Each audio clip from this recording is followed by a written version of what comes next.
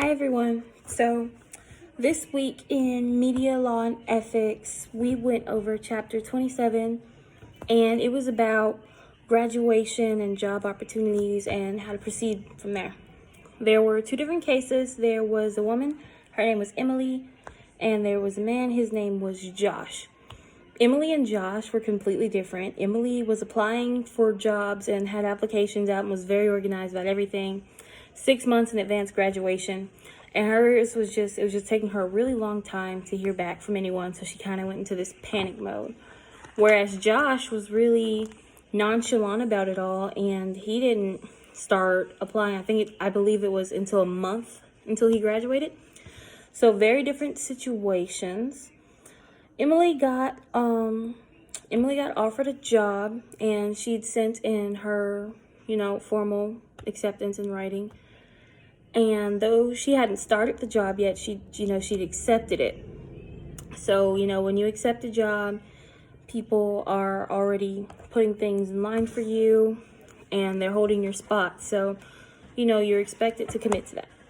And then Josh, on the other hand, he'd gotten a job and he'd actually already started. I think he'd been there for a few weeks.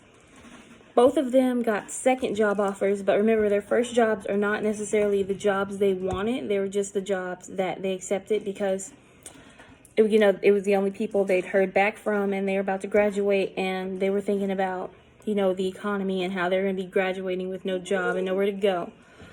And yeah, so Emily took the second job, but I think her approach was way better than Josh's approach because Emily went through the process. They both asked several people about their perspective on what to do. Emily ended up, she had a really open, honest conversation with the people who she'd accepted the position for at the first job. And she just let them know that, she found a better fit. The second job was one that she really wanted. I believe it paid better. It was in her home, so she was much more comfortable there. And it just had a much better vibe. So, you never want to work anywhere where you're uncomfortable.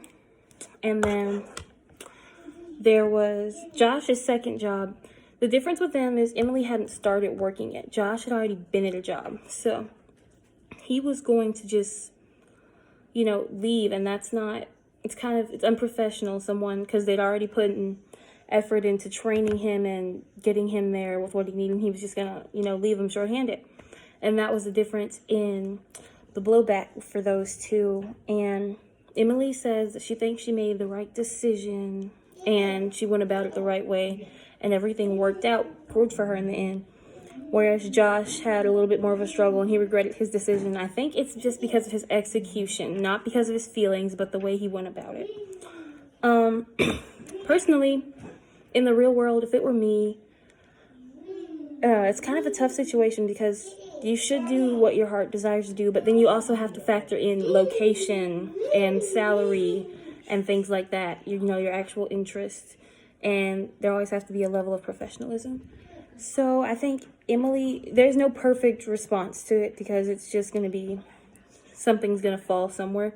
But I think Emily had as close to what could have been a perfect handling of the situation. And I would have done like her. Me personally, I think location would not have been such a big thing for me maybe, but comfortability and salary would have mattered. So either way, no matter which one you were looking at, she went about it better than Josh. And yeah, that was chapter 27, and this is my last video for ethics. So bye.